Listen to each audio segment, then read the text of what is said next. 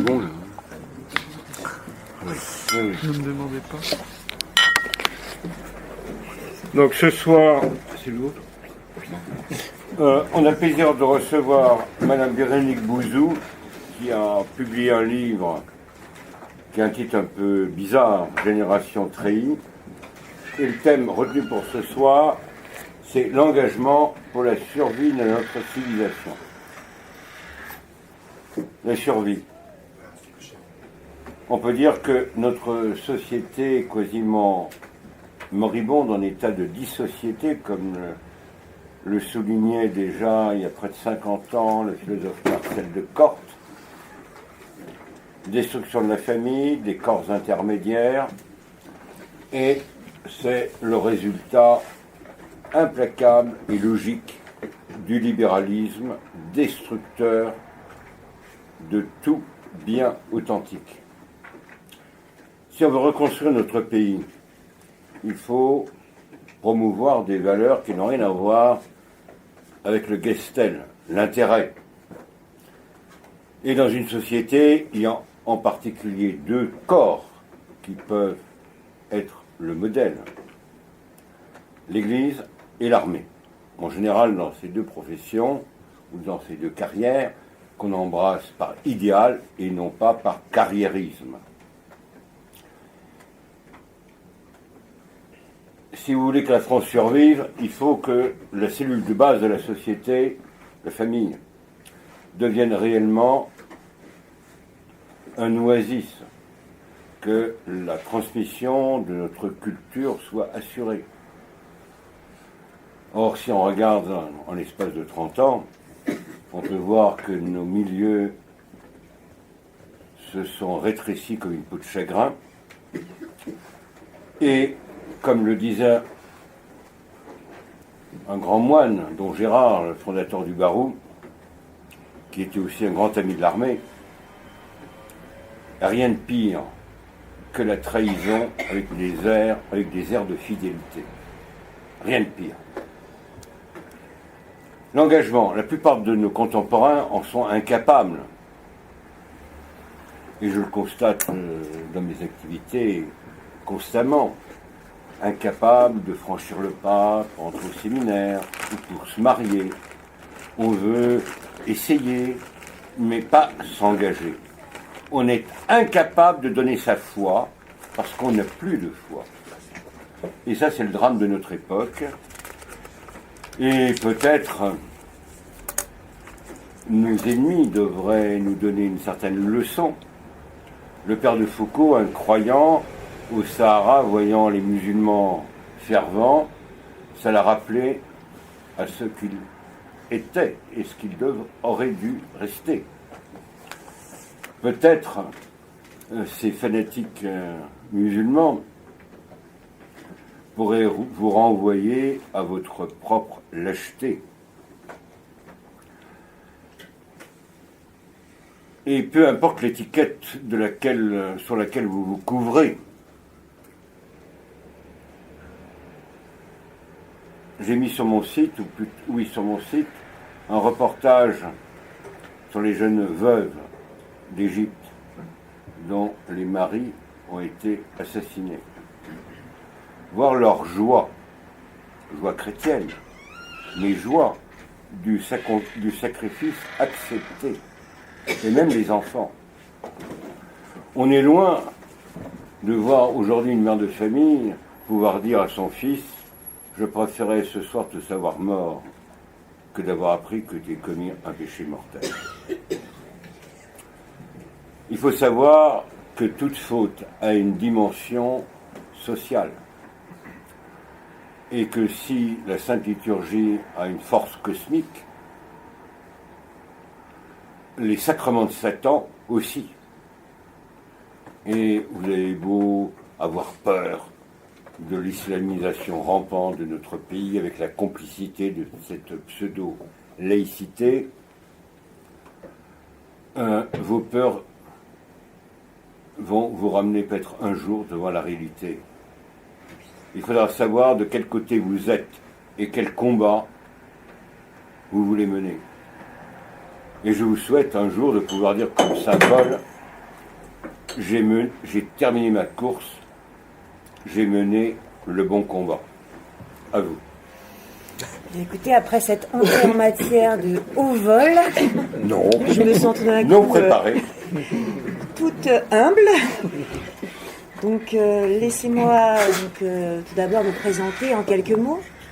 Donc je suis professeure de français et j'enseigne depuis une vingtaine d'années donc dans le public, dans des collèges et des lycées en région parisienne.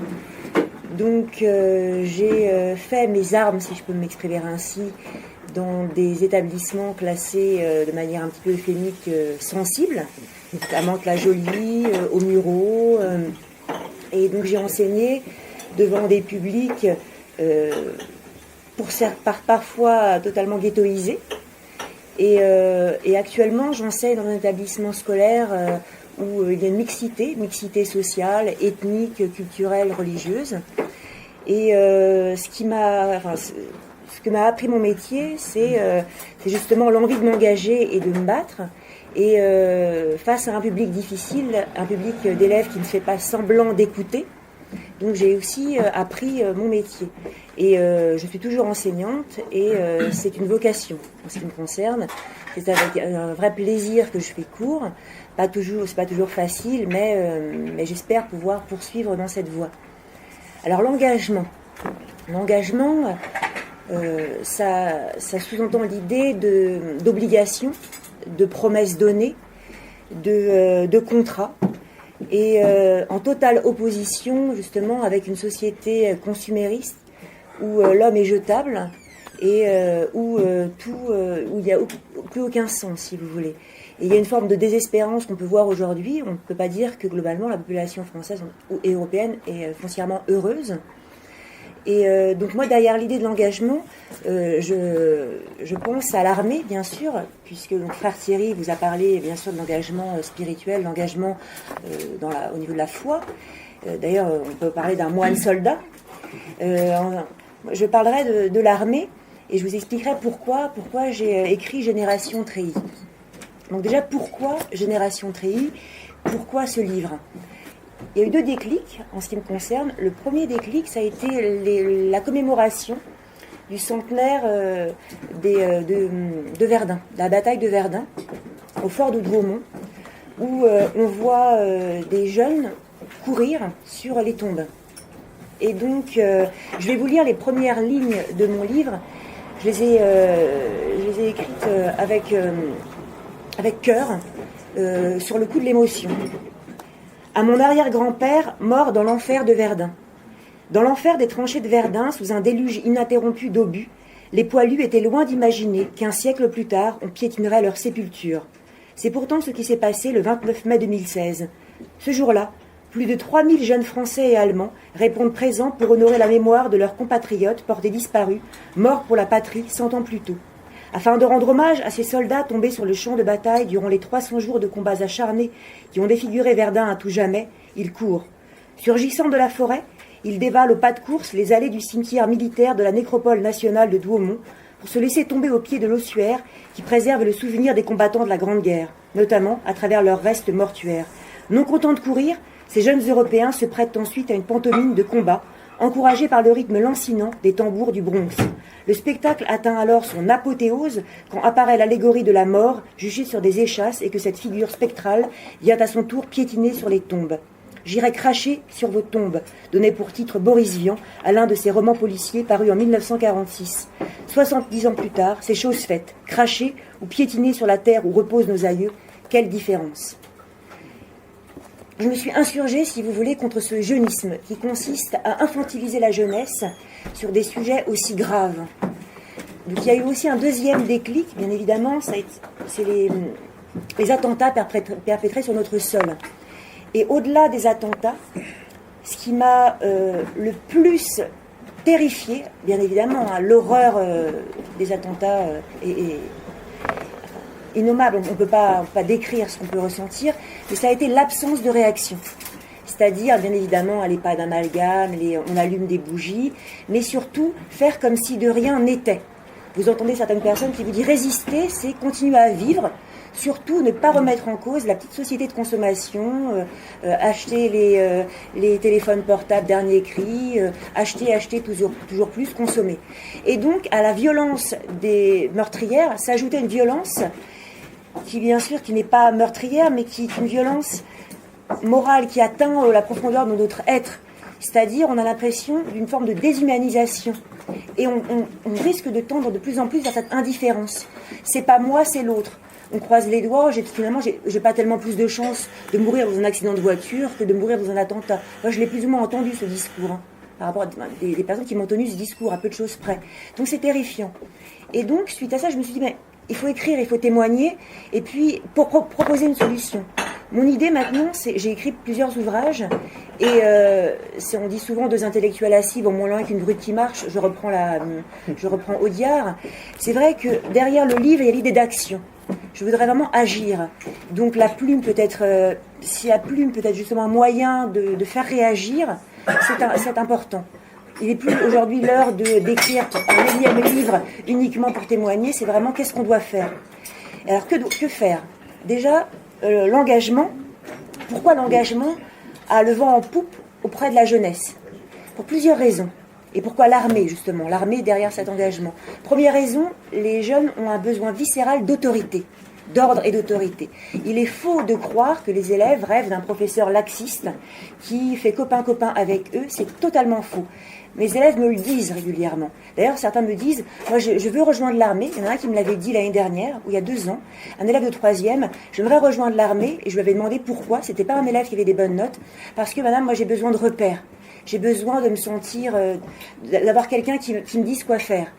C'était pas nécessairement un robot qui voulait exécuter des ordres sans réfléchir. Non, mais il avait besoin d'un repère, d'une autorité. Autorité, ce sont vraiment avoir confiance en quelqu'un et s'engager. Et il y a eu une étude qui a été menée donc par l'IRSEM. Où on vous dit justement, alors je cite précisément les termes de l'étude. C'était une étude Institut de recherche stratégique de l'école militaire intitulée Enquête sur les jeunes et les armées. Et donc, il était question de l'idée d'un affaiblissement de l'antimilitarisme et d'une armée qui bénéficie d'un capital de confiance élevé dans la population française, notamment auprès des jeunes. Donc, il est totalement faux de croire que les jeunes gens aujourd'hui rêvent de laxisme et d'une société permissive où le tout est autorisé. C'est pas du tout ça. Deuxième raison pour laquelle les jeunes ont envie de s'engager, c'est un besoin d'adrénaline, réellement. Et ça, les militaires l'ont bien compris. Si vous regardez les clips télévisés qui passent à la télé ces derniers temps, il n'y a rien à envier aux clips hollywoodiens. Donc il y a un petit peu ce côté, l'idéal, venez servir.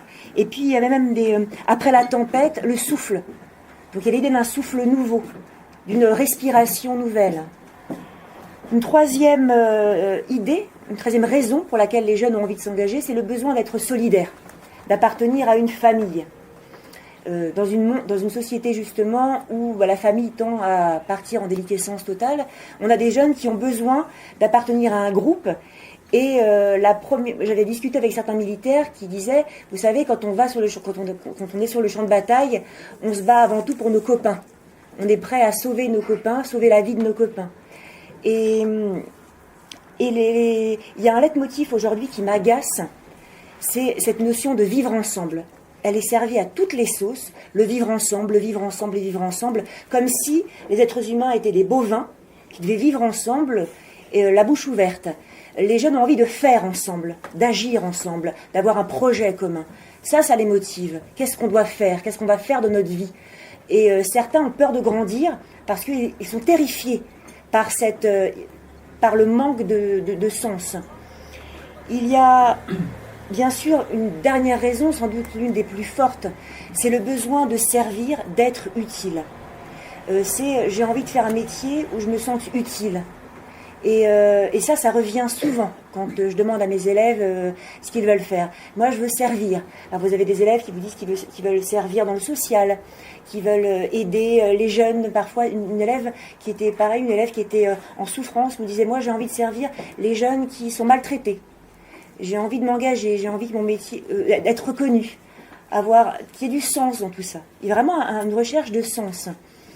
Et ce qui est intéressant, c'est que derrière cette idée donc de l'armée, justement, on a des jeunes qui parfois idéalisent. C'est-à-dire, quand vous entendez des militaires j'ai discuté avec certains militaires qui me disaient que certains jeunes rejoignaient leur rang, mais très vite déchantaient. Parce que si vous voulez, il y en a qui se font aussi de fausses idées, qui un petit peu comme certains voudraient être cuisiniers parce qu'ils ont vu Top Chef à la télé, des émissions donc, de cuisine, et bien d'autres aussi imaginent qu'ils vont sauver le monde et puis ils se prennent un petit peu pour un super héros. Et donc les militaires aujourd'hui, d'ailleurs nous le disent, on a des personnes qui viennent vers nous, mais la plus difficile ça va être de les garder. Alors néanmoins, pour donner quelques chiffres, il y avait un militaire qui disait, enfin c'était donc le colonel Éric de la Presley qui est responsable de la communication du recrutement de l'armée de terre, qui disait qu'il avait reçu 1500 candidatures par jour depuis le 13 novembre 2015. Et donc ça apportait à 150 000 candidatures en 2015. Et donc le nombre d'inscriptions par jour sur leur site avait triplé. Alors là, aujourd'hui, ce qui est assez intéressant, c'est qu'on entend les militaires, c'est un sondage, une enquête toute récente qui vient de sortir, les militaires nous disent que ils s'engagent, mais qu'il y a un manque, enfin, ils considèrent qu'ils n'ont pas le moral, et que de plus en plus de militaires envisagent de quitter l'armée. Et donc c'était tout récent, et j'ai lu un petit peu cette étude, et donc ils invoquent la question de manque de moyens pour remplir leur mission. Et puis il y avait une deuxième raison, c'était comment concilier la vie militaire et la vie civile, avec bien évidemment par rapport à leur compagne, qui avait une profession qui devait être mutée, c'était pas toujours évident. Moi, je pense qu'il y a une autre raison, qui n'ont peut-être pas. Enfin, je me fais leur porte-parole sans le savoir. En tout cas, c'est un avis que je vais partager. Et je le donne d'autant plus volontiers qu'il est partagé aussi chez les professeurs, qui sont en première ligne non armés. C'est le manque de reconnaissance. Et puis la question peut-être de à quoi bon. Je m'engage, je suis militaire, je suis prêt à donner ma vie pour un pays, mais à quoi? Pour qui? Pourquoi? Pour sauver quoi? Pour sauver quelle civilisation? Pour sauver des personnes qui ont conscience de cela? Qui continuent à mener leur petite vie comme si de rien n'était? À acheter pour en avoir plein les armoires, comme dirait une chanson d'Alain Souchon? C'est un petit peu cette question. Et je pense qu'aujourd'hui, vous avez les sentinelles qui sont parmi nous, et donc ils sont au contact des civils. Et certains d'entre eux, je pense, parfois se posent cette question.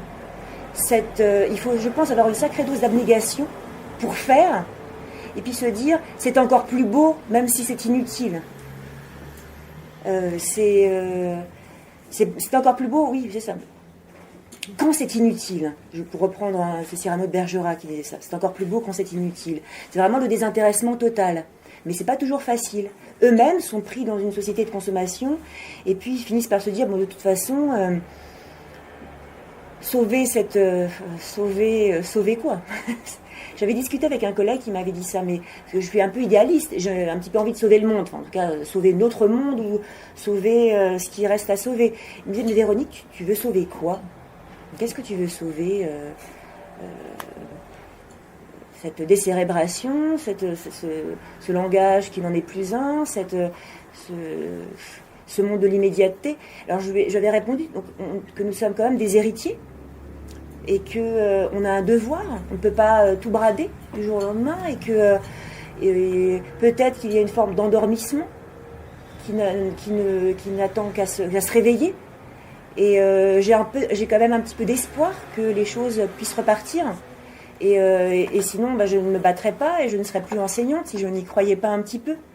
Et quand je vois justement les élèves qui sont en recherche de sens, je me dis que c'est aux adultes aussi de leur donner un petit peu de sens, de les guider. Et tout n'est pas perdu. Une idée aussi, c'est que comment se manifeste cet engagement quelque part. Alors c'est pas pour rien que je me suis habillée le pied en cap en treillis. Alors l'habit ne fait pas le moine, mais il y contribue un petit peu. Donc vous voyez, il y a la trousse. J'aurais pu aussi. Alors j'ai la ceinture. Il peut y avoir d'autres éléments. Alors la mode treillis, c'est pas nouveau. Si on remonte un petit peu, si on prend l'histoire, même au XIXe siècle, Il y avait cette moterie à l'époque napoléonienne, vous aviez même les épaulettes, les galons, c'est pas du tout nouveau. Et alors la nouveauté, c'est qu'après la Seconde Guerre mondiale, il y a eu chez les civils, il y avait un petit peu cette mode militaire. Après, il y a eu dans les années 70, un petit peu, on s'habillait en militaire, mais c'était pour critiquer, notamment par rapport à la guerre du Vietnam, c'était une forme de rébellion. Alors aujourd'hui, ce qui est nouveau, c'est que ceux qui s'habillent en treillis, pas mal de jeunes s'habillent en treillis. Dans mes classes, j'ai des élèves qui viennent habillés en treillis. Si vous vous promenez un petit peu, vous remarquerez qu'il y a la mode treillis, elle est bien réelle. Les défilés de mode aussi, on le voit. Donc, si on voit des jeunes s'habiller ainsi, c'est peut-être au niveau de l'inconscient, ou alors c'est un inconscient qui est pas si inconscient que cela. C'est un peu l'idée de, on s'habille ainsi pour soutenir de manière peut-être indirecte ceux qui s'engagent. Et ce qui est aussi nouveau, c'est qu'aujourd'hui la moterie n'est plus détournée. C'est-à-dire qu'on ne s'habille plus en moterie pour critiquer les militaires. Ils s'habillent en treillis, ils sont tels quels, comme les militaires de Sentinelle. Alors il y avait un journaliste qui écrit un contributeur au New York Times qui avait fait cette remarque: la moitié des gens que l'on croise dans la rue est habillée pour tuer. Alors je ne crois pas que les jeunes qui s'habillent en treillis ont des velléités mortifères, veulent tuer. L'idée, c'est plutôt qu'aujourd'hui, les jeunes générations ne veulent plus de ce slogan post-68 heures, il est interdit d'interdire. Donc, faites l'amour, pas la guerre. Moi, je dis, faites l'armée, pas la guerre. Détournement du slogan. Parce que si on reprend la devise de l'école de guerre qui forme des officiers supérieurs des armées françaises, c'est si vis pacem parabellum. Si tu veux la paix, prépare la guerre. Et donc, comment on pourrait s'engager? Quelles sont les actions que l'on pourrait mener? Alors, si on prend uniquement à partir de l'armée, on peut en recenser 6 actions. Déjà, la sécurité. Sécuriser, pour commencer, déjà les établissements scolaires. Il y a 51 000, j'ai recensé, plus de 50 000 écoles, 71 000 collèges, 4 200 lycées. La réunion de la pré-rentrée, notre chef d'établissement nous a fait part d'un rapport inquiétant, d'un fait inquiétant, qu'on était quand même une cible de l'État islamique et que il fallait se préparer au pire, bien évidemment en espérant que ça n'arrive jamais. Donc avec des exercices d'intrusion où les élèves d'ailleurs sont assez terrifiés parce que c'est plus vrai que nature et on n'est pas du tout à l'aise, même quand on sait que c'est un exercice, je vous assure qu'on rigole pas. Donc sécuriser les établissements scolaires, sécuriser les zones de non-droit. Je pense que les militaires ont envie d'action. Alors les OPEX, les opérations extérieures, c'est une chose, mais il y a aujourd'hui en France des zones de non-droit. C'est un secret de polichinelle. Et donc les militaires auraient envie, je pense, auraient tout à fait légitimité à sécuriser ces endroits. Il y aurait aussi une troisième idée, c'est de réinsérer les jeunes. En tout cas, l'armée pourrait pallier les défaillances du système éducatif. Ça existe déjà. Vous avez l'EPID, c'est donc les établissements publics d'insertion de la défense, mais qui accueillent des jeunes de 18 à 25 ans. Maintenant, l'idée, c'est les jeunes gens qui sont plus jeunes, donc qui sont déjà un petit peu en échec scolaire. Il y a quand même 150 000 jeunes qui sortent du système éducatif sans qualification ni diplôme, qui sont laissés pour compte, que les familles ne s'en occupent pas du tout.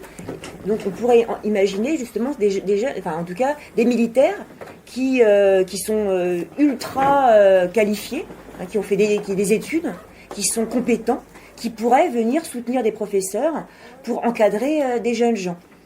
Il y a également l'idée, bien évidemment, peut-être de servir de fer de lance de l'Europe. La France est le seul pays qui ne se couche jamais. C'est la France. Non, mais je me qui quoi qui ne se couche jamais. Ah, c'est-à-dire par rapport à ses colonies. Et donc, au sens littéral. on peut imaginer que l'armée, enfin, les Français, les militaires français pourraient justement, par rapport à leur histoire, par rapport aussi à leurs compétences, permettre, alors après on pourrait travailler là-dessus, mais une armée européenne, en tout cas être le fer de lance, sécuriser les frontières de l'Europe par exemple. Et puis une dernière idée, avant-dernière idée bien sûr, c'est peut-être aussi derrière tout ça la grandeur de la France, parce que le peuple français n'a jamais voulu abandonner cette idée. C'est un grand peuple avec une histoire. Et dernière idée, peut-être la plus intéressante, c'est restaurer la cohésion nationale. Cette idée de se sentir, on appartient à un peuple, on appartient à une nation, on a envie de travailler ensemble, d'avoir un projet commun. Et je pense que derrière cette idée de l'armée, de cette idée d'engagement, il y a en fait cette envie d'agir. Et donc il y a bien sûr l'idée du service militaire, mais il y a aussi le service civil. Et on parlait de la famille, mais tout est lié, si vous voulez, l'école, la famille, l'armée, la religion, toutes ces idées-là. C'est l'idée de sacré, d'idées qui nous transcendent, qui nous donnent envie d'aller plus loin. Et on dit la nature a horreur du vide. Si aujourd'hui vous avez ce fléau qui nous terrorise, c'est aussi parce qu'on a laissé s'installer cela de manière insidieuse. Encore une fois, ce qui me porte, c'est l'action. Les derniers vers de La mort du loup de Vigny, c'est « Gémir, pleurer, prier est également lâche. Fais énergiquement ta longue et lourde tâche, dans la voie où le sort a voulu t'appeler, puis après, comme moi, souffre et meurt sans parler. » Il y a un petit peu quand même l'idée que je pense que dans l'action, on ne perd pas son temps, que ce qui nous mine aujourd'hui, c'est l'ennui. L'ennui qui est la cause de tous nos maux, cette oisiveté qui ronge. Et donc, l'engagement pourrait nous sauver, bien sûr, de cette perte de valeur, de cette décérébration avancée quand on regarde le vocabulaire et puis le manque de culture, et puis redonner un nouveau souffle, un élan. C'est ce que je pourrais dire. Oui. Voilà.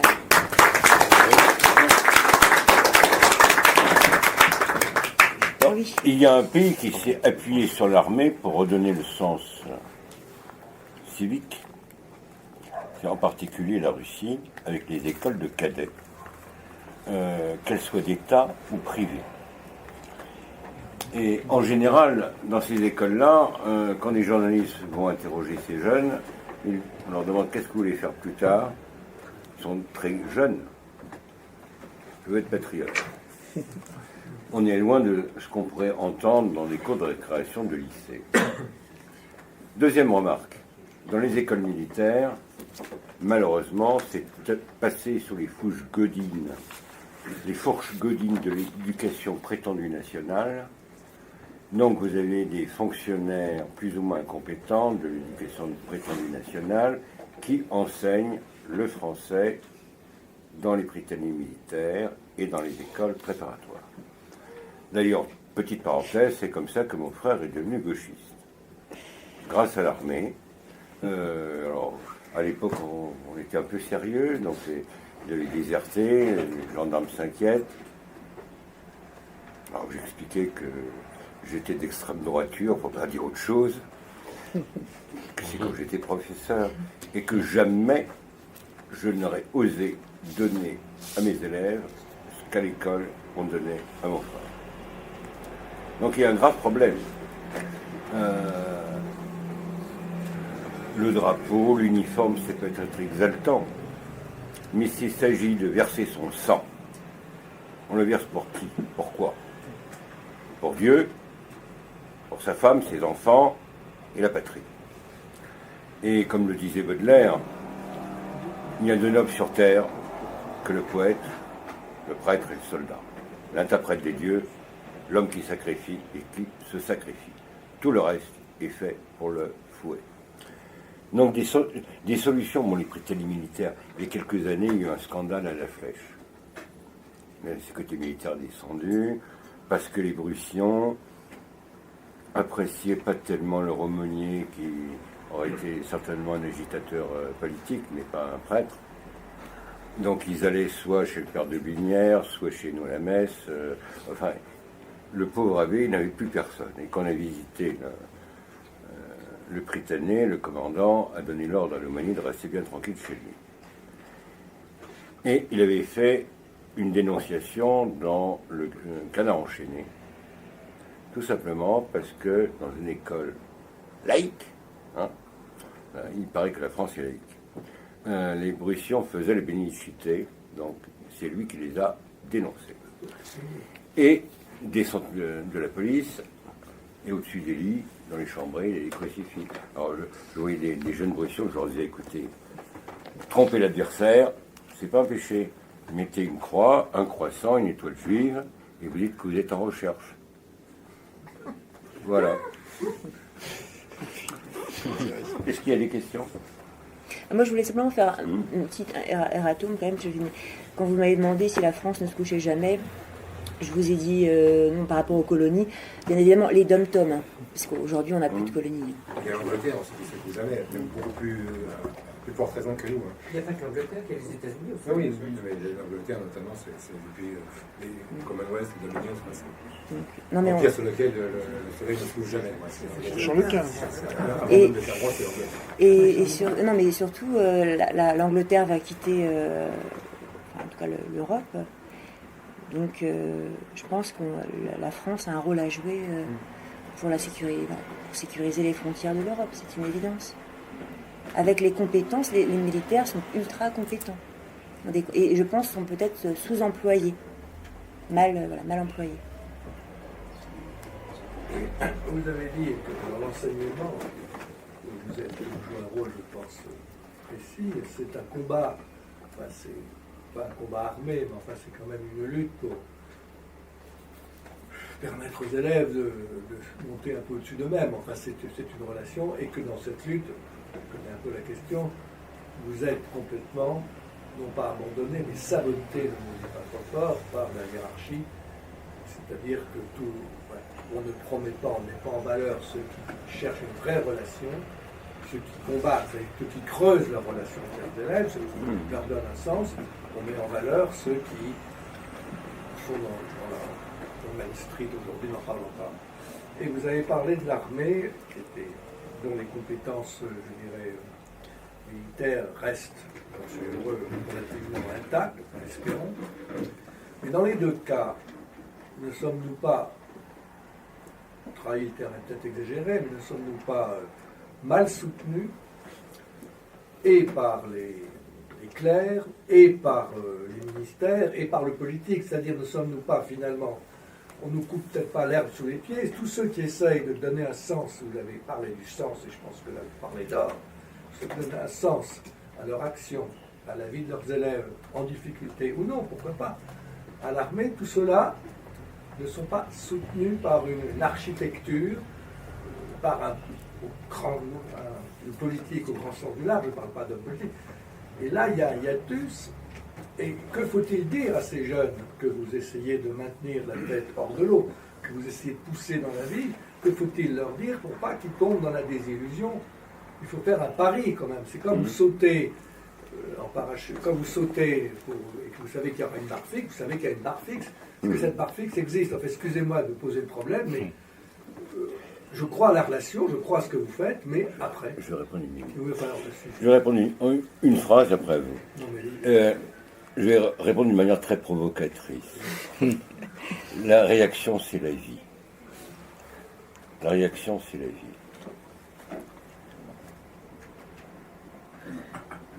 Il faut savoir que toutes les structures, quelle que soit la dénomination, et c'est le grand problème de l'époque moderne, où l'autorité ne peut plus réellement s'exercer, elle doit être, dans le meilleur des cas, consentie.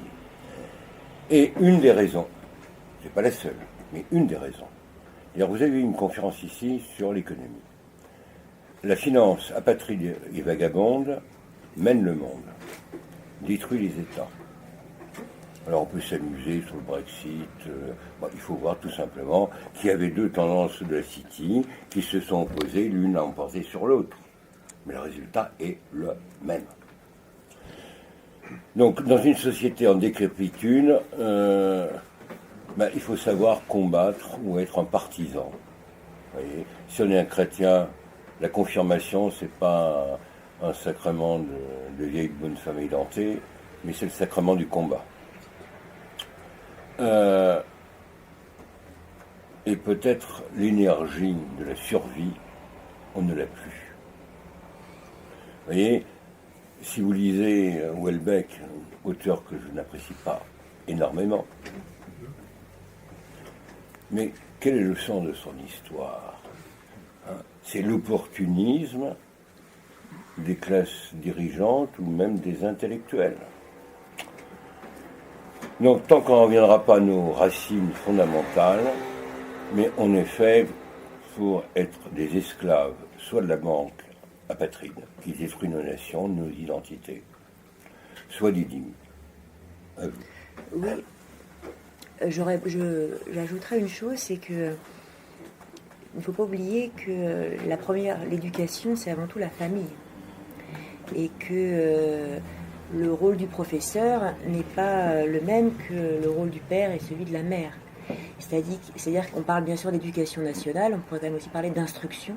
Le rôle premier de l'école, c'est de transmettre des connaissances, de permettre aux élèves d'avoir un cadre, bien évidemment de leur permettre aussi, de leur donner, insuffler le goût d'apprendre par eux-mêmes. Et on a tendance à l'oublier. Alors, il est vrai que souvent, chaque professeur qui croit en ce qu'il fait se sent bien démuni. C'est un petit peu une graine qu'on sème, et on essaye qu'elle va atteindre le but, son but, et qu'elle va germer, et qu'elle va faire des petits. Il est bien évident que moi, souvent, ce qui me désole, c'est les heures de français qu'on me retire. C'est sur 1 heure de français, on va me demander, on va me prendre mes heures pour faire venir des intervenants extérieurs pour parler de vie affective, ou sans me demander l'autorisation, que moi j'essaie de me débrouiller pour rattraper mes heures autrement, parce que les élèves en ont besoin. J'essaye de leur proposer des textes d'une certaine, dits classiques, de pouvoir, je les fais beaucoup écrire, beaucoup réfléchir. Je les écoute, ils prennent la parole, mais pas on n'est pas au café du commerce, c'est pas chacun dit ce qu'il pense et puis tout se vaut, qu'il y a une hiérarchie. On travaille beaucoup aussi sur les mots, puisque le langage et la pensée sont intimement liés, que ce qui se conçoit bien s'énonce clairement et les mots pour le dire parviennent aisément. Que ce qui nous manque aujourd'hui, c'est cela. Vous avez une paupérisation du langage qui est terrible. Que tout est... les élèves sont choqués pour dire ils sont émerveillés, donc, le même mot pour exprimer des sentiments différents. Donc je travaille énormément avec eux sur les mots, le mot juste, précis. Chaque mot est à sa place. Ça, c'est un travail de longue haleine, mais c'est vrai que ça peut être... Mais dans beaucoup de professions, quand on y croit, un temps soit... On se sent peu de choses, puisqu'en effet, on est broyé par cette société, mais je n'ai pas le choix. Je pense que de toute façon, c'est ce qui m'anime, c'est ce qui me fait rester en vie. Sinon, je serais morte si je ne faisais pas ça. De toute façon, c'est comme ça. C'est un devoir, et je pense que chaque adulte, chaque grand-parent, chaque parent devrait se... Nous sommes bien d'accord, vous faites réagir. C'est une éthique, vous leur faites écrire, moi j'ai connu ça, bravo. Mais derrière tout ça, il y a quand même une assise, un fondement, je dirais, spirituel, il y a un espace d'intériorité qui est saboté officiellement dans pratiquement toutes les écoles et même sous contrat. Enfin, je veux dire que c'est ça qui m'a personnellement atteint quand j'étais moi-même au charbon. Enfin, qui m'a personnellement atteint. Je ne suis pas mort, rassurez-vous, j'ai réagi, mais je veux dire que j'ai vu ça l'ensemble. Je veux dire, cet espace d'intériorité, de véritable intériorité qui fonde les caractères, comme dit Simone Veil, le temps perdu, un devoir de maths n'est pas perdu, c'est une assesse. Et c'est là où c'est tout, je veux dire, je vous très bien tous, vous avez répondu à la question. Non, mais c'est pas du tout. Vous avez tout à fait raison, mais ça ne touche pas que les élèves. Moi, souvent, je suis parfois un petit peu attristée de ne pas pouvoir discuter avec des collègues, justement, sur des questions de spiritualité, sur des questions, mais au sens large, sur sur même des livres. Vous avez j'ai des collègues de français qui ne lisent pas de livres. Je n'ai pas le temps. Qui regardent à la télévision L'amour est dans le pré, j'en passe et des meilleurs, qui enregistrent les séries et qui se disent entre ne me dis pas la suite parce que... Et vous êtes là au milieu et en fait vous vous sentez bien avec vos élèves. Parce que les élèves ont encore un peu cette flamme, ont envie d'apprendre et je suis mieux souvent. J'ai quelques collègues que j'exclus de ce cercle justement particulier, mais je me sens mieux avec les élèves souvent que dans la salle des professeurs. Donc il y a beaucoup de collègues qui croient plus à ce qu'ils enseignent, qui ne sont pas vivre, il faut quand même être honnête. C'est pas uniquement ça, c'est toute l'idéologie de Mérieux que vous connaissez bien, des pédagogues qui ont perverti l'éducation nationale, mais c'est le projet Langevin dans ses ultimes aboutissements. Mais ça ne veut pas dire que l'enseignement de la Troisième République était meilleur. Vous voyez, la République a toujours eu deux projets pédagogiques. Celui de Le Pelletier de Saint-Fargeau ou le d'Alembert. Donc un va insister plus sur la transmission des connaissances, l'autre plus sur le bon sauvage qui doit s'exprimer.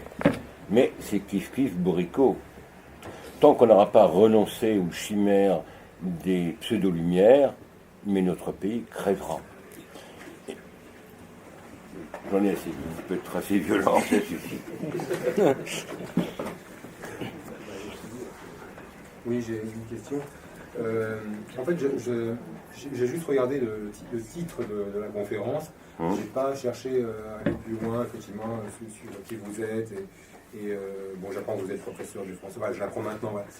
Mais en fait, ce qui m'a fait venir à cette soirée, c'est le titre, c'est l'engagement pour la survie de notre civilisation.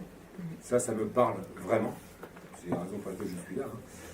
Mais en même temps, je ne savais pas que vous mettriez en avant l'aspect militaire, l'aspect l'armée. Et donc je vous pose la question, quand vous dites, enfin, c'est vous qui avez choisi le titre, c'est quand même... Quand vous dites l'engagement pour la survie de notre civilisation, il s'agit de l'engagement dans l'armée ou de l'engagement large du terme ? L'engagement en général. Mais si vous voulez, j'ai pris cet angle parce que par rapport au livre que j'ai écrit, mais c'est l'engagement en général. D'ailleurs, quand on parle de l'engagement, dans l'engagement en général, vous avez beaucoup de jeunes aussi qui suivent un service civil, qui ont par exemple envie quand il y a des marées noires, ils vont sur les plages pour ramasser les détritus. La seule chose que ces engagements sont ponctuels. Oui, ils sont ponctuels. Et on pourrait justement les... que le jeune d'aujourd'hui a énormément de mal à s'engager. Soit se marier, soit entrer dans un monastère. Ce sont des immatures parce qu'ils sont les fils de personne. Il faut avoir le courage de le dire. Les parents ont démissionné en 68, plus ou moins. L'autorité parentale dans les textes a été partagée. Alors ça peut se discuter. Mais il y a plus grave que ça. Aujourd'hui, que vous viviez à l'école, que vous soyez paxé ou marié, la situation aux yeux de la loi est exactement identique. Alors que Napoléon, qui est un triste personnage, disait quand même, concernant les concubins et autres farfelus, ils ne s'intéressent pas à la société, donc la société ne s'intéresse pas à eux. Napoléon n'aurait pas pu imaginer que des pères d'avertis réclament les mêmes droits que les autres. C'était hors de ses conceptions comme Cambacérès. Voilà. Et je rajouterais aussi que, justement, c'est ponctuel parce qu'il y a aussi cette idée de peur, la peur de l'échec, qui est quand même chez beaucoup de jeunes aujourd'hui bien ancrée. La peur de l'inconnu, parce qu'il n'y a rien qui les attire, ou en tout cas qui les pousse réellement à agir, ou sur le long terme. Et puis il y a aussi, je voulais rebondir là-dessus, par rapport à ces jeunes, j'ai perdu le fil, ça va revenir, si j'ai une question, peut-être ça va vous aider à revenir au fil. La peur de l'inconnu, je reprends ce que vous avez dit. Excusez-moi, je pose une question. Oui, non, mais on ne peut pas parler en même temps. Non, mais je l'ai dit. J'ai commencé, vous m'interrompez. Voilà. Donc je disais, oui, ça rejoint un peu le fil peut-être. J'avais envie de vous poser la question. où enseignez-vous? Parce qu'effectivement, suivant l'endroit où on enseigne, c'est pas la même population de jeunes et c'est pas les mêmes. Alors, vous avez parlé de relation avec vos élèves que vous préférez à certains de vos collègues professeurs, mais vous enseignez où? Parce que c'est pas forcément pareil partout.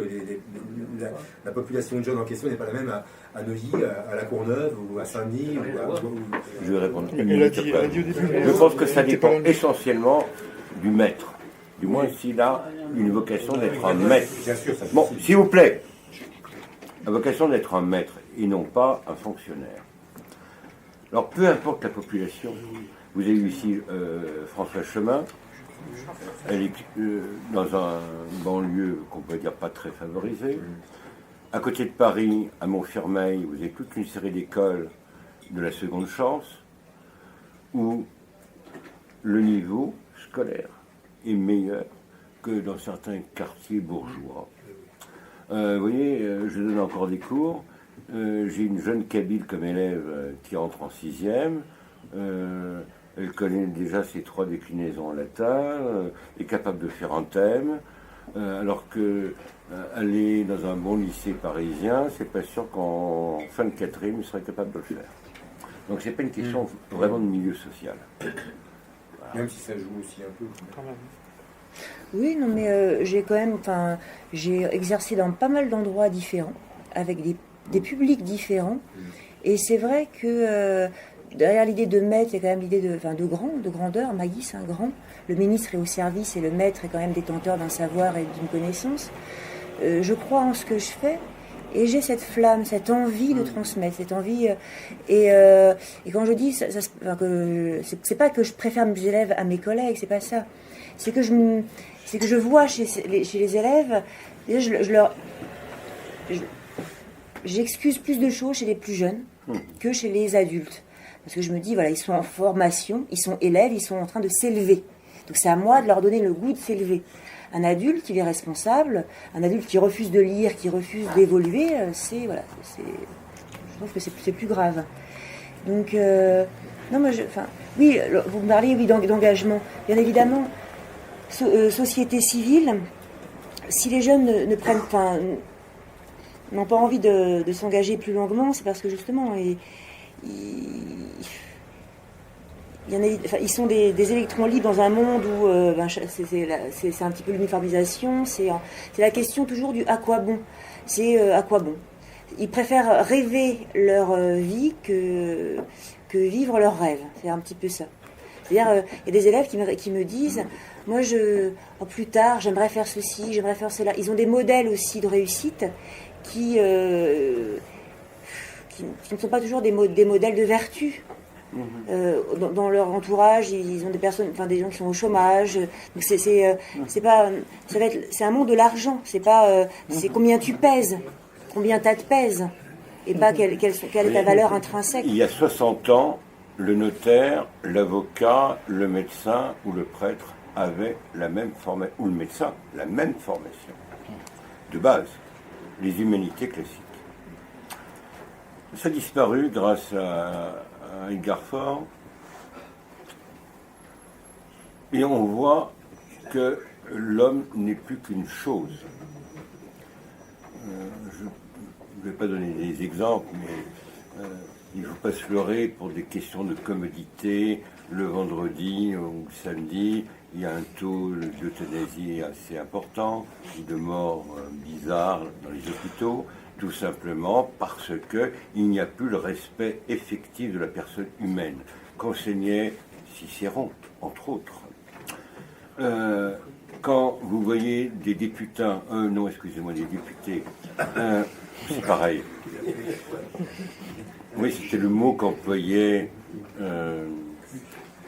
Léon Daudet, la vermine parlementaire,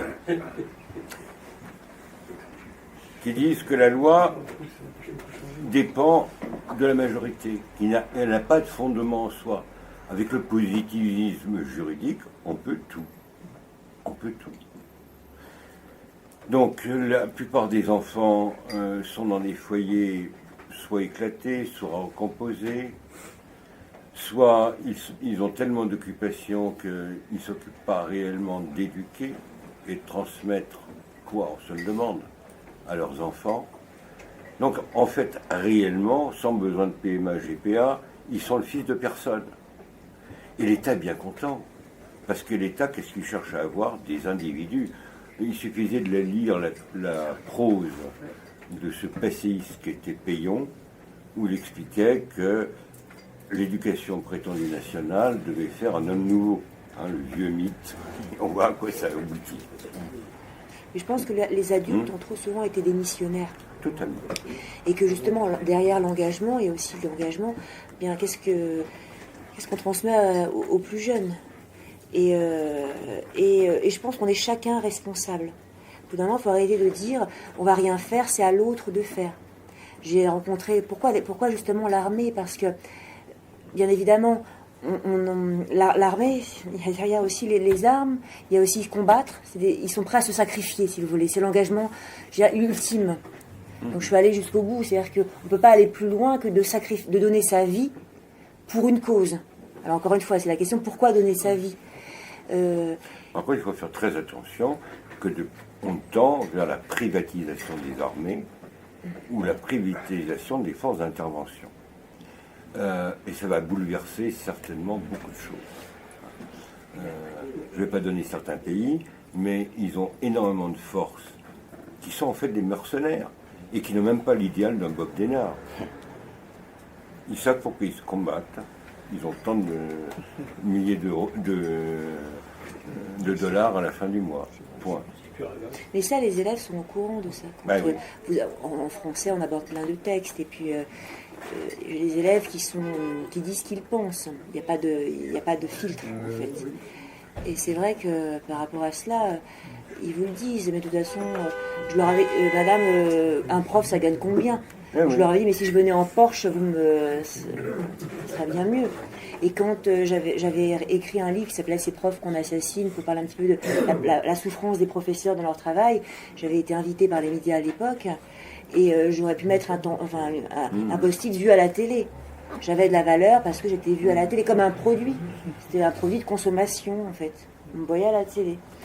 Et pour eux, ils vont s'engager virtuellement.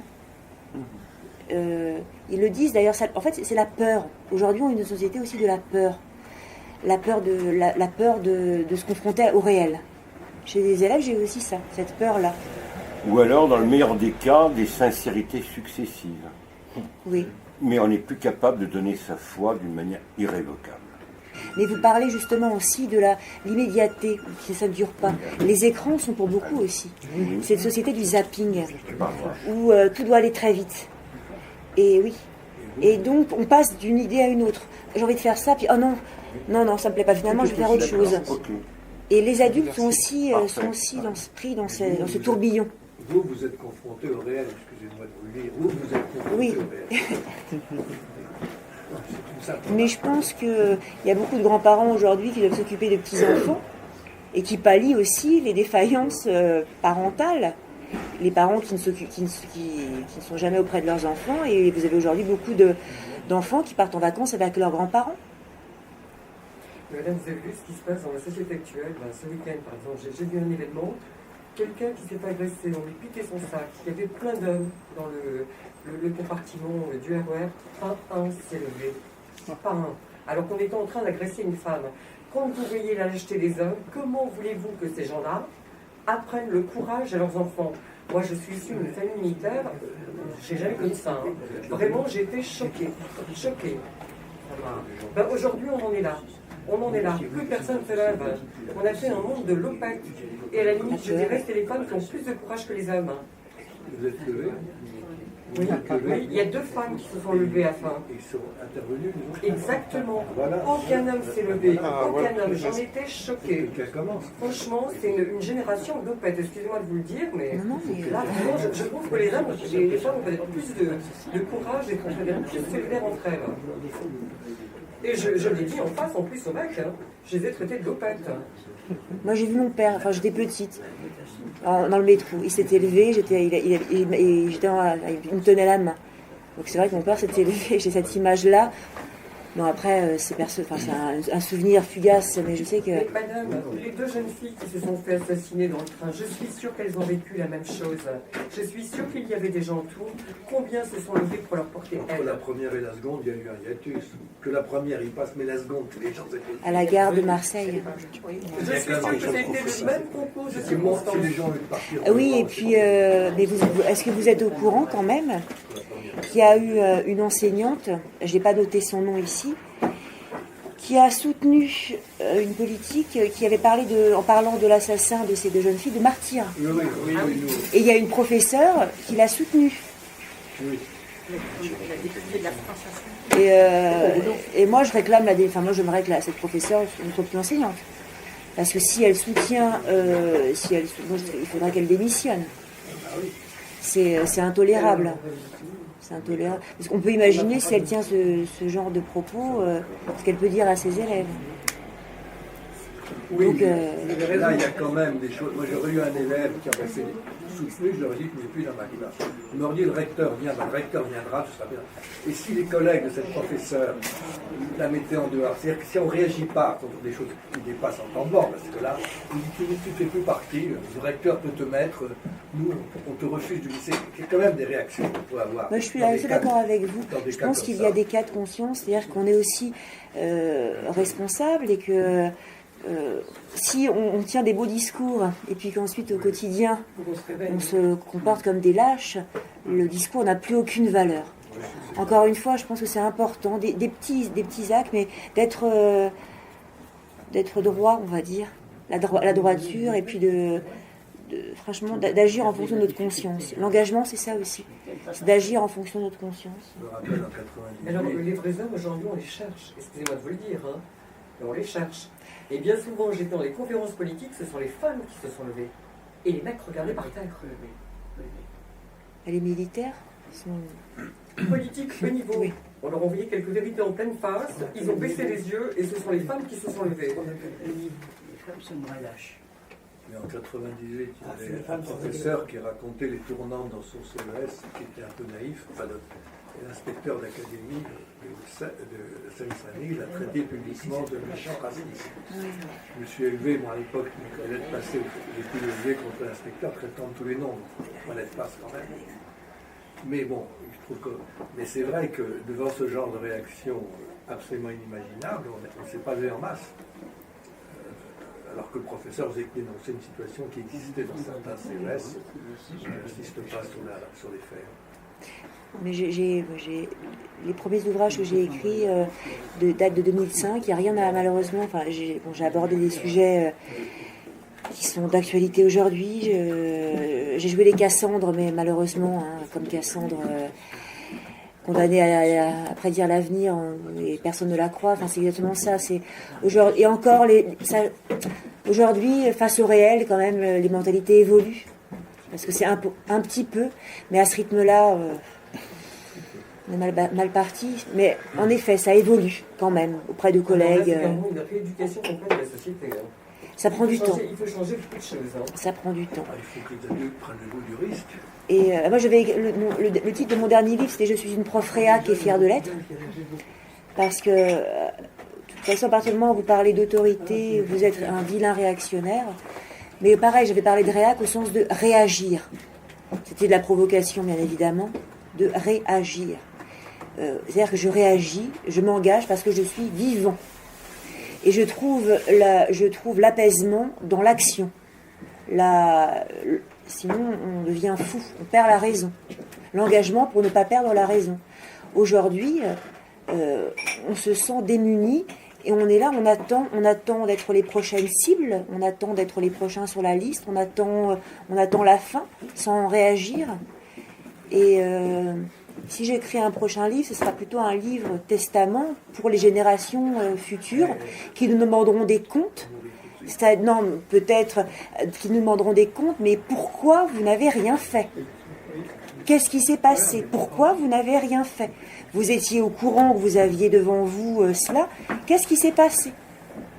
Et expliquer pourquoi on ne fait rien. Ou pourquoi aussi les personnes qui savent ne font rien. Ou sont dans l'incapacité d'aller jusqu'au bout. Et dans beaucoup de cercles, vous avez des personnes qui écrivent, mais elles attendent des autres de passer à l'action. Elles attendent. Finalement, il y a bien quelqu'un qui va agir, Ah oui, alors ça, c'est il une va se passer stratégie de quelque guerre. chose. Le terrain est très mineux, on envoie le premier, on avance derrière. C'est une stratégie de guerre très courageuse. Hein.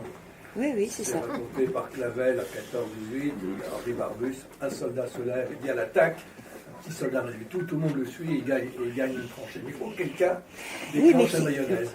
Qui est prêt de jouer à la Jeanne d'Arc? Tout dans la tête. Faut-il être sûr d'être suivi. Vous voyez, il y a eu des Jeanne d'Arc à l'époque moderne, entre autres Jacqueline El-Khoury, là, au Liban. Pendant les guerres civiles, elle a commandé un bataillon de femmes. Pas une insulte, pas un juron. Quand il fallait se battre, on se battait. Pas d'exaction. Une discipline de fer, mais une foi inébranlable. On peut trouver ça éventuellement dans des pays confrontés à des drames. Notre pays, on peut toujours espérer un sursaut. On attend Mais, des signes. Il est dans un état, disons, de décrépitude très avancé.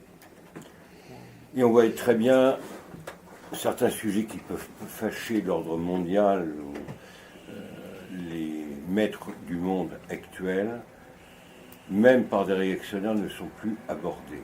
Parce qu'il ne faut pas fâcher. Et j'irai pas plus loin. Il ne faut pas fâcher et Voilà. j'ai beaucoup de jeunes aujourd'hui qui me disent ça se fait pas. Voilà. Ça se fait pas. Ça se dit pas. T'as pas le droit de penser ça. T'as pas le droit de dire ça. Oui, on a une forme de terrorisme intellectuel et on est complètement Alors abrutis. ça, le terrorisme On est intellectuel, abrutis. c'est une vieille technique de la manipulation du langage. Et on pourrait dire que c'est l'inversion de la parole du Christ. Quand vous serez 2 ou 3, je serai parmi vous. La démocratie libérale est tellement puissante, elle a tellement imprégné l'air qu'on respire de son contre-évangile, que les gens sont capables de s'auto-censurer. Et on peut penser à certains cas historiques.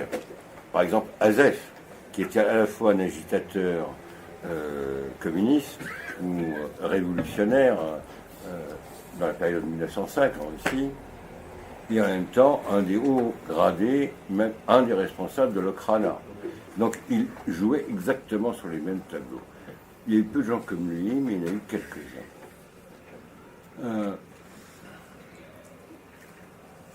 Le drame, c'est qu'il n'y a plus de gens réellement de conviction. Voyez. Certains combats aujourd'hui ne sont plus menés comme ils l'étaient il y a 30 ans, parce qu'à la limite, on leur a donné des os. Donc ils sont contents, ils ont leur petit rayon dans le supermarché mondialiste, et du moment qu'ils peuvent penser entre eux, ça va très bien. On a peur des conflits et de l'affrontement aujourd'hui. On est devenu peureux. Oui, il est très peureux, il y a le Et terrorisme. vous n'avez pas compris aussi que le combat est avant tout et essentiellement culturel, Et spirituel. métapolitique. Le politique est mort. Quel que soit le parti, d'abord, ils sont dans le système démocratique, tenu par toutes sortes de compromissions, et on ne change. C'est ce que je disais il y a quelques mois à la télévision russe. Ça ne sert à rien de restaurer le tsar, alors qu'il y a beaucoup de nostalgie, même dans les télévisions d'État en Russie. Si ça ne correspond pas à l'état moral d'un peuple, ça ne sert à rien. Ça ne sert à rien d'avoir un guignol comme le roi d'Espagne qui va signer toutes les trahisons possibles et imaginables. Ça ne sert à rien. Et regardez les pays comme la Hollande, la Belgique, qui autrefois étaient très traditionnels, ou le Canada. Qu'est-ce que sont devenus ces pays aujourd'hui? Très libéraux. Très libéraux. Un gosse de 14 ans, il veut se faire euthanasier, pas de problème. Donc, Et l'engagement aussi, vous parliez de ça, c'est on est tétanisé par le doute. Des personnes et dont l'importance de la conviction, l'estime de soi.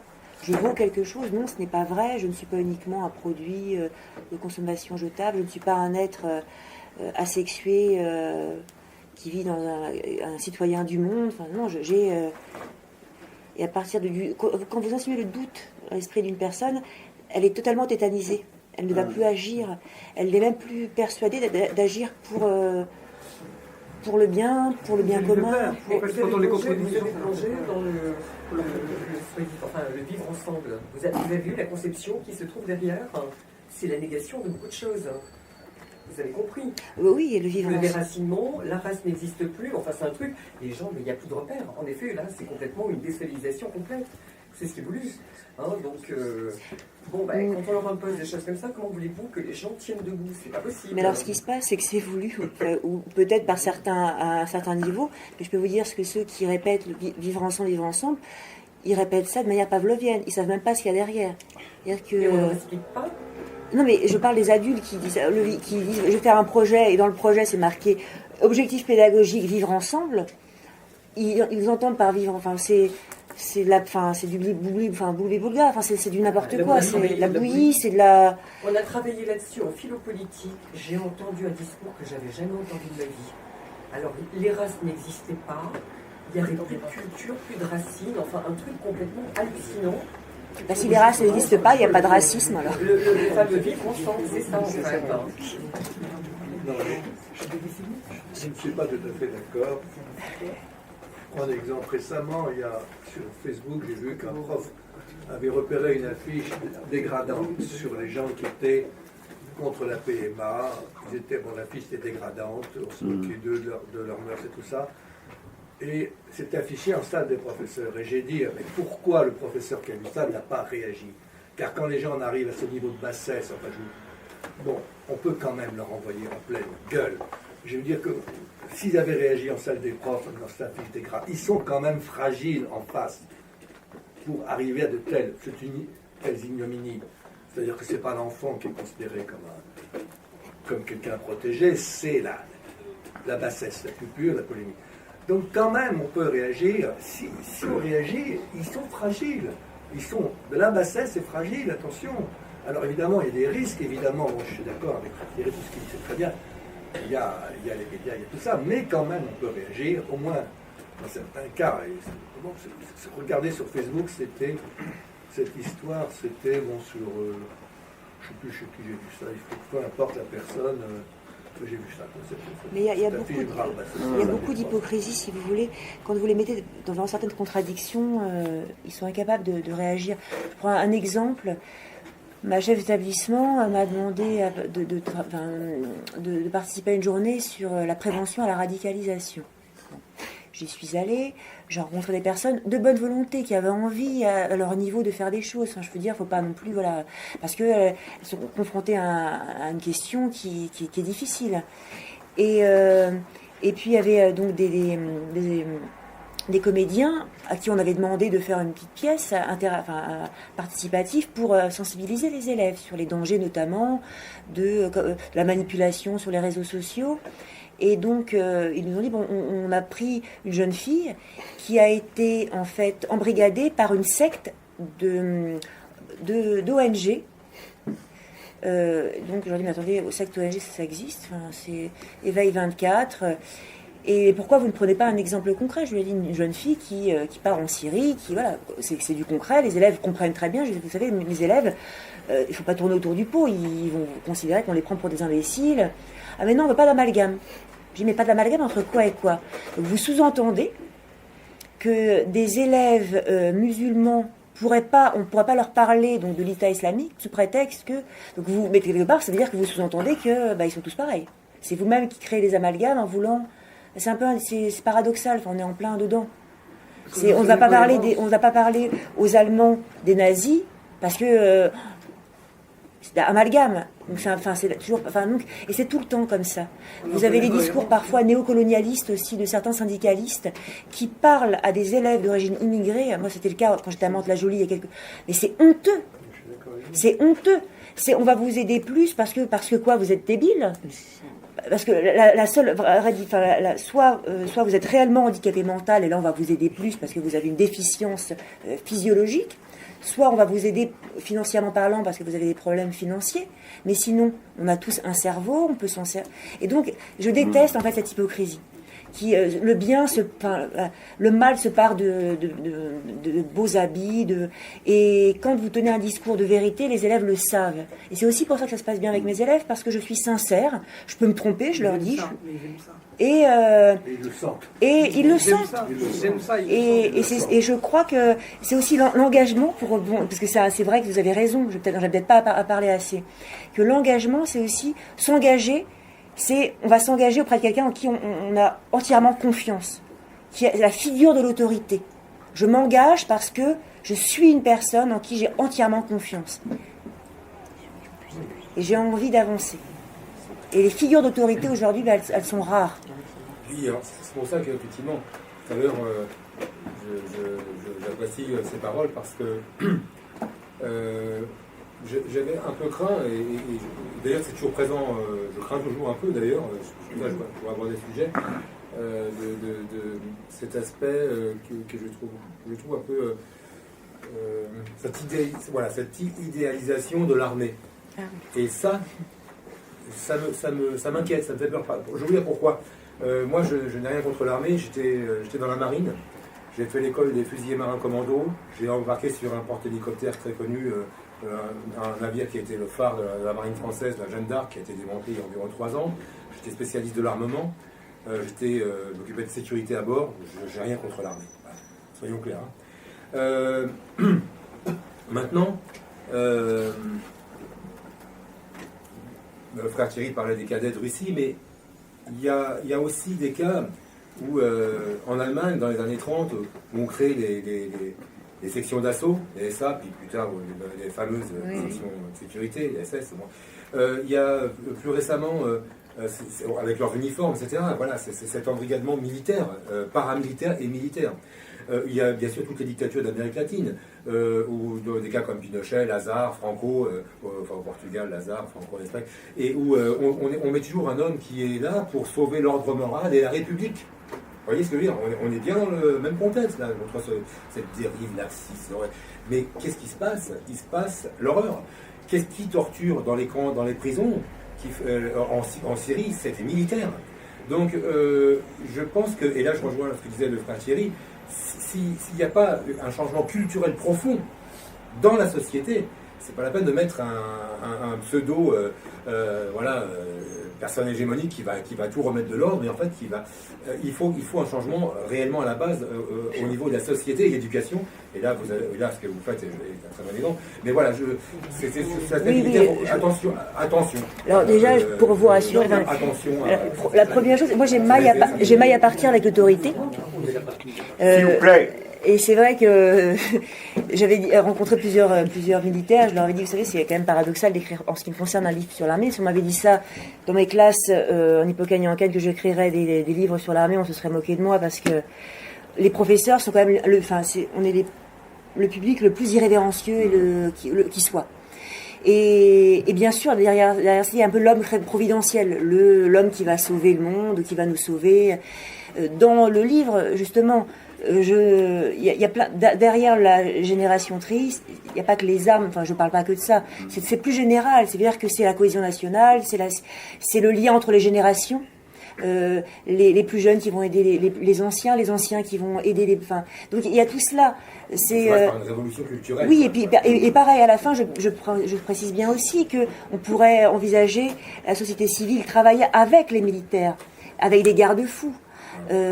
Mais bien évidemment, le côté reductum in idem, mais puis cette peur de revenir chasser une société dépravée pour remettre une société. Donc c'est pas qui a eu.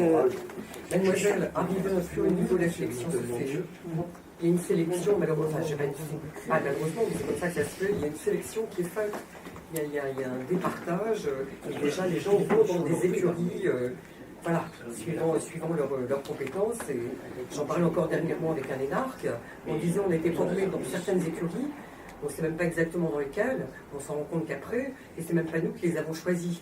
et arriver au plus haut niveau, c'est ce qui se passe, on s'en rend même pas compte. Voilà, on s'en rend compte que beaucoup plus tard. Donc il y a des choses, et c'est pareil, tout à l'heure vous avez parlé des colonies, on a travaillé sur le découpé des précarés, que ce soit de l'Angleterre, de la France. Voilà. Bon, ben, quand vous réétudiez le traité de Berlin et tout, il faut savoir ce qui se passe au-dessus des colonisations, comment ça s'est fait, et comment aujourd'hui on essaye de cogiter pour essayer de relancer une économie qui puisse venir de l'extérieur, parce que là on est carrément dans une globalisation où on est tellement affaibli ici qu'il va falloir relancer par l'extérieur. Moi, c'est comme ça que je vois ça. Et on se dit, mais il est où notre Poutine? On nous répond, il y en a plein en Europe. Vous vous rendez compte? On est en train de dire que nous sommes les héritiers. Parce que d'une part, on ne le mérite pas. Vous voyez, ce personnage. Ne partez pas, on va dédicacer le livre. Est le fruit d'une longue histoire.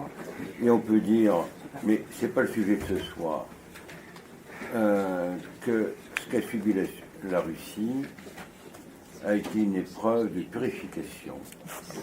Quand on regarde la littérature russe d'avant la Révolution, de 1905 et de 17, on pense par exemple à Leskov, le grand roman à couteau tiré, on croirait le roman d'aujourd'hui, la description de notre société, l'absurde. Et on voit très bien que les derniers jours de l'Empire, ça a été l'effritement total de la société.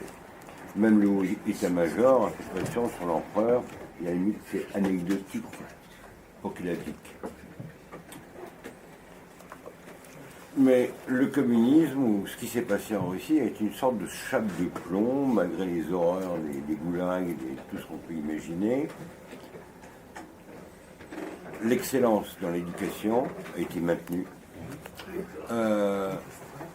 Mal compris, mais la fierté nationale. Alors que ici, en Europe, la trilogie républicaine, liberté, égalité, fraternité, à laquelle on ajoutait au début, tout à fait, quand on a été forgé, ou la mort. C'est des idées abstraites. Une liberté, théoriquement, nous défendons nos libertés, des libertés concrètes. L'égalité, mais ça suppose la guillotine. Et la fraternité suppose un père. Mais puisqu'il n'y a plus de père, c'est l'État qui s'arroge tous les pouvoirs. Et dans nos sociétés libérales ouvertes, disons, c'est une dictature molle, on ne se rend pas compte. Donc les situations sont totalement différentes. Imaginez qu'un Poutine puisse émerger de nos élites aujourd'hui, c'est quasiment impossible. Quasiment impossible. Pardon, Thierry, je peux vous poser une question? Oui. Je reviens un peu à la Russie. Vous savez, ils ont quand même, disons, subi quand même le choc, disons, de l'armée allemande, en fin de compte. Oui. Et il faut quand même admettre une chose, mettons, pour cette époque du communisme, certainement, mais disons, ils ont eu quand même des grands généraux qui sont sortis quand même, disons, du rang, et qui leur a permis quand même de gagner. Enfin bon, écoutez, c'est pas le sujet de la Russie, on en parlera une autre fois. Oui, mais ça veut dire qu'il y a eu quand même un avancement militaire.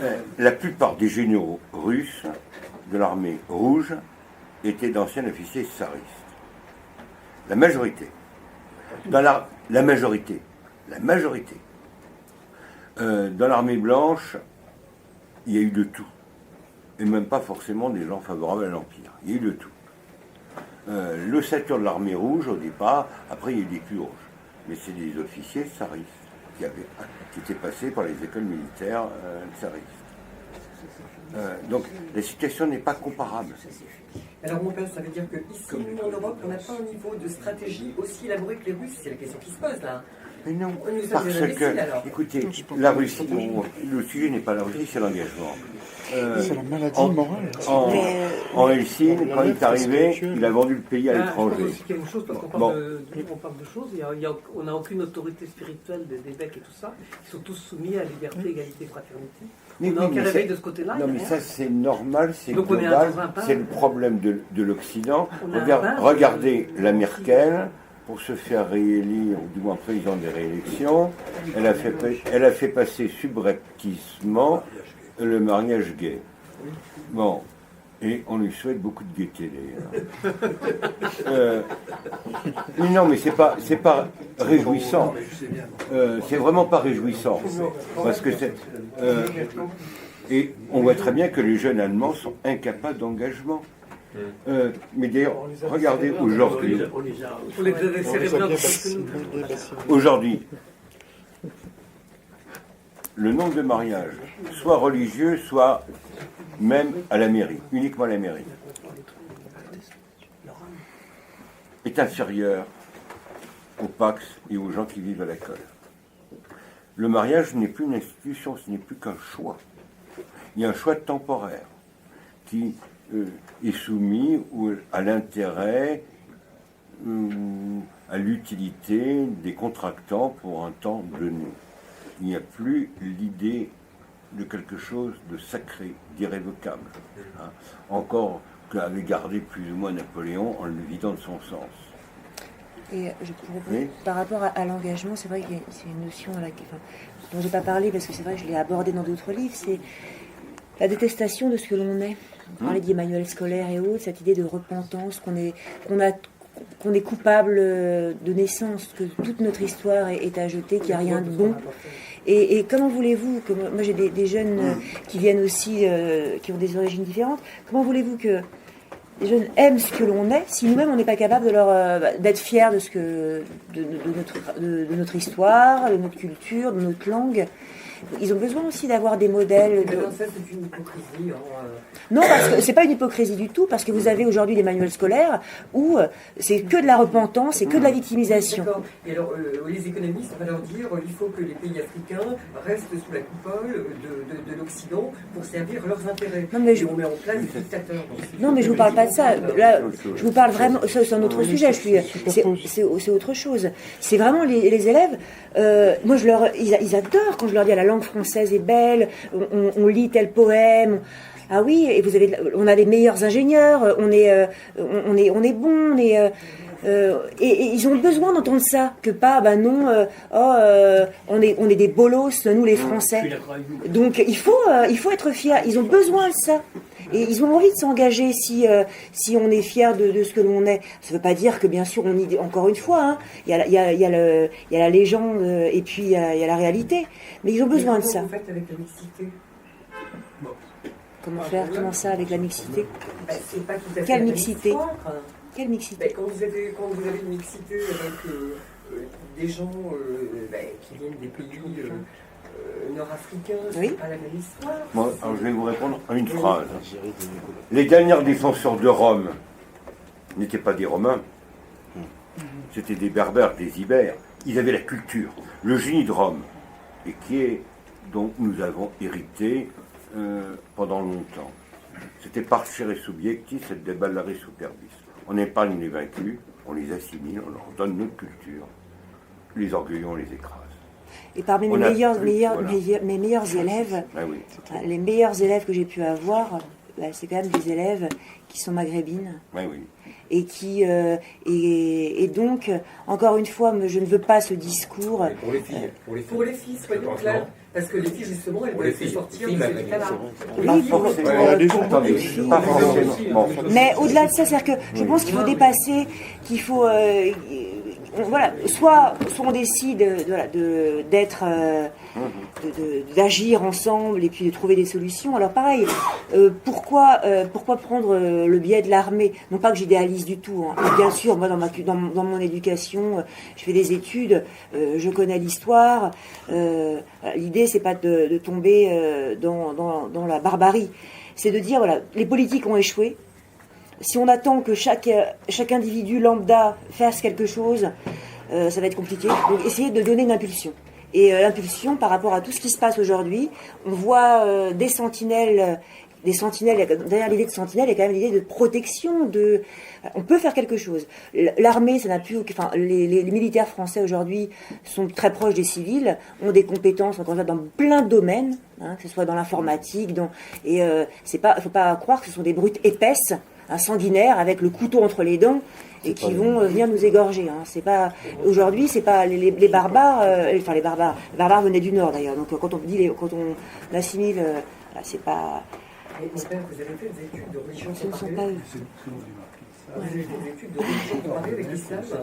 Mais oui, j'ai étudié tout ça. J'ai étudié tout ça. Oui, bien sûr. Bon, on va conclure. On va conclure. Non. Non, je Oui. parlais d'une chose, une piste qui n'est pas regardée, c'est l'orientation des élèves.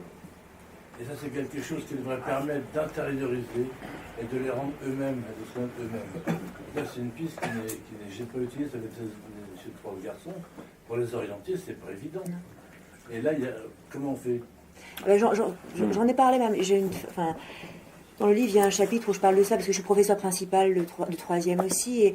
Et comme j'ai un contact avec eux, il y a une forme de presque déterminisme, de fatalisme. Ils ne sont pas à égalité, les élèves. Hein. Vous en avez certains qui, de toute façon, je suis nul, j'y arriverai à rien. Et puis d'autres ont des rêves. Et puis, de toute façon, ma mère me dit que j'y arriverai pas. Donc, à l'inverse, d'autres vont avoir des rêves de grandeur parce qu'ils ont des modèles aussi différents. D'autres qui vous prennent à témoin, madame, aidez-moi parce que mes parents ils veulent que je fasse quelque chose, mais moi j'y crois pas. Vous saurez leur parler.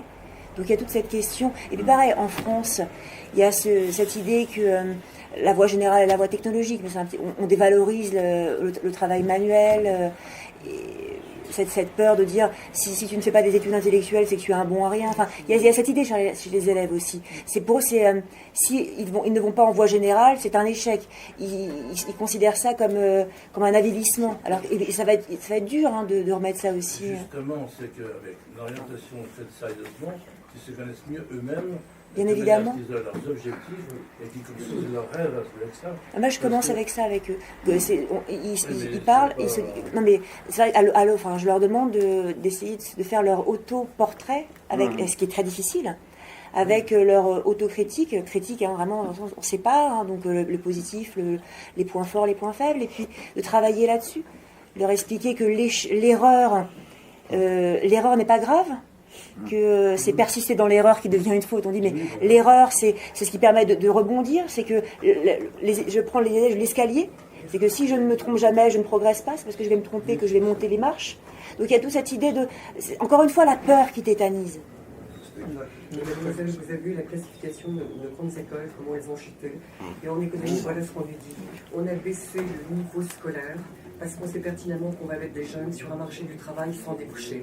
Donc on préfère les maintenir dans un cycle universitaire le plus long soit-il que de les voir sur un marché qui leur convient. Et on est en train de dire que de toute façon il y aura de moins en moins de travail et on envisage la possibilité que les femmes retournent, alors là on ne sait pas comment ça se fait parce qu'il y a un taux de réussite pas possible chez les femmes, hein, retournent au foyer. Alors là c'est encore une question... Non mais c'est des questions intéressantes. On va arrêter. Faites une conclusion sur l'idéal, s'il vous plaît. L'idéal, moi, est-ce qu'on choisit de s'engager ou est-ce que c'est... Moi, je suis idéaliste par nature. Alors, quand on est idéaliste, on est souvent déçu par le réel, mais on croit en quelque chose. Je pense que c'est un devoir, l'engagement. Donner des motifs de s'engager et avoir quelque chose à défendre. Et non, il faut se dire qu'il y a quand même l'espérance. Que quand on est chrétien, on a quand même cette espérance. Et que peut-être justement que c'est dans des périodes de grande souffrance et de tentation, des périodes où le danger est présent et qu'on a peut-être des raisons de se réjouir, parce que peut-être qu'il va y avoir enfin un réveil. Un éveil, et puis un espoir. Donc on peut conclure. Non, c'est fini maintenant. On peut conclure avec ce mot de Peggy. Le porche de la deuxième vertu, cette petite fleur de l'espérance. Et c'est très important pour quelques combats qu'on ait à mener demain.